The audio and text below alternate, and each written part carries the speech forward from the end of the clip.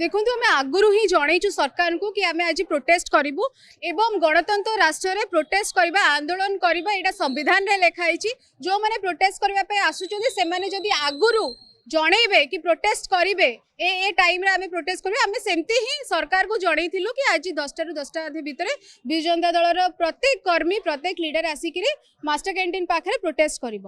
आमे जेमिति ही आसीचु 10टा ରୁ 10ଟା अधे प्राय हम जो स्टार्ट होइछि प्रोटेस्ट आंदोलन स्टार्ट होइछि टीयर गैस छाड़िले फर्स्ट पानी माड़ कले पानी माड़ टीयर गैस जो करिसंती सहित बहु जन आसिक हॉस्पिटलाइज हेले बहुत आग डेनी बाबू जमी हॉस्पिटलाइज होती बबी बाबू हॉस्पिटलाइज होती सुलता मैडम को ये बुलेट लगी माने भावतु आम गोटे पीसफुल प्रोटेस्ट पे आसीचु को भाया सरकार ये कम करुँच आपण देखुं डेली गोटे गोटे गणदुष्कर्म होउची डेली गोटे रेप होउची डेली गोटे गोटे